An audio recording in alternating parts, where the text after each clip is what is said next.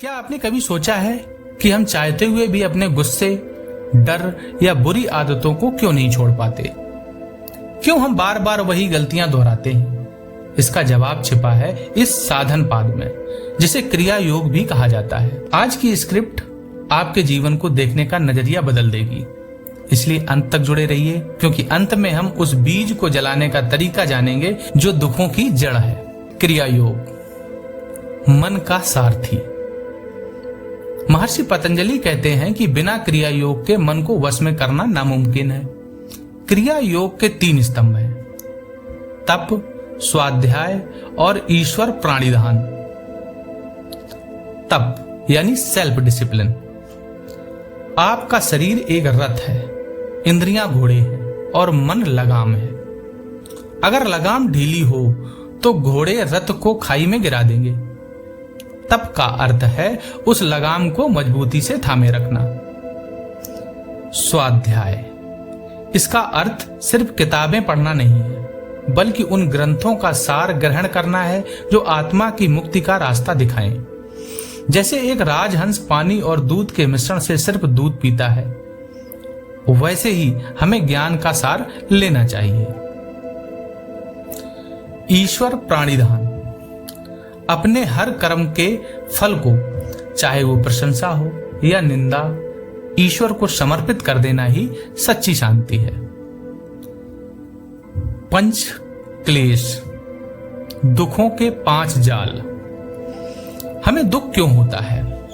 पतंजलि ने 5 कारण बताए हैं, जिन्हें पंच क्लेश कहते हैं: अविद्या, अस्मिता, राग, द्वेष और अभिनिवेश। सबसे पहले अविद्या को समझते हैं। अविद्या यानी अज्ञानता, ये सभी दुखों की जड़ है। जब हम नित्य आत्मा को अनित्य शरीर मान लेते हैं, वही अविद्या है। अगला है अस्मिता यानी ईगो। जब हम अपने मैं यानी आत्मा को अपने यंत्र यानी मन और इंद्रियों के साथ एक साथ कर देते हैं, तब हम कहते हैं मैं गुस्से में हूं या मैं दुखी हूं। अगला है राग और द्वेष। जिस चीज से सुख मिलता है उसके प्रति हमारा खिंचाव राग है, और दुख देने वाली चीज से दूर भागना ही द्वेष है। अगला है अभिनिवेश यानी मृत्यु का डर।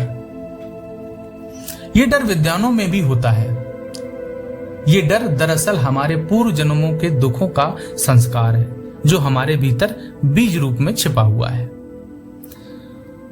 संस्कारों का रहस्य और पुनर्जन्म। क्या आपने कभी सोचा है एक बतख का बच्चा पैदा होते ही पानी में क्यों कूद जाता है? इसका कारण है संस्कारों की समष्टि। हमारा हर विचार, हर कार्य हमारे मन रूपी सरोवर में एक लहर उठाता है। वो लहर खत्म नहीं होती, बल्कि सूक्ष्म आकार लेकर भीतर छिपी रहती है। जब हम पुरानी बातें याद करते हैं, वही पुरानी लहर फिर से उठ खड़ी होती है। यही संस्कार अगले जन्म, आयु और भोग का निर्धारण करते हैं।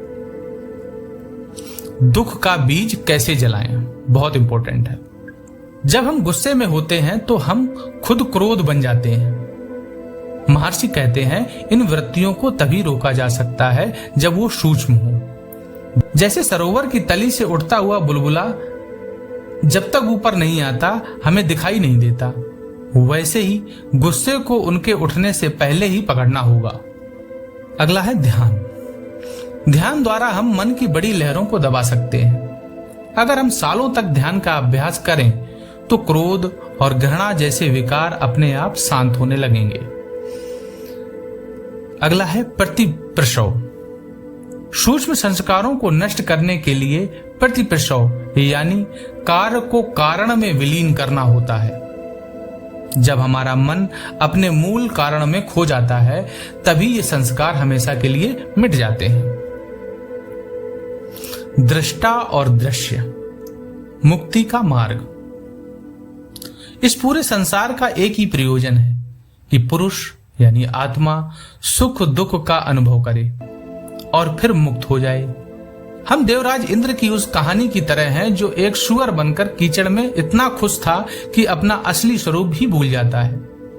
जब उसके बच्चे मार दिए जाते हैं तब उसे एहसास हुआ कि वो तो एक सपना था।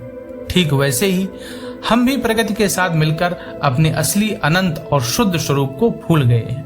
कंक्लूजन दोस्तों, साधन पाद हमें सिखाता है कि दुख अनिवार्य नहीं है। अगर हम अपने संस्कारों को भुने हुए बीज की तरह जला दें तो वो फिर कभी दुख के रूप में अंकुरित नहीं हो पाएंगे। अगर आपको पतंजलि योग सूत्र की ये यात्रा पसंद आ रही है तो अगले भाग के लिए तैयार रहें, जहां हम विभूतिपाद की अलौकिक शक्तियों के बारे में बात करेंगे। इस वीडियो को लाइक करें और अपने फौजी भाइयों और दोस्तों के साथ शेयर करें। जय हिंद।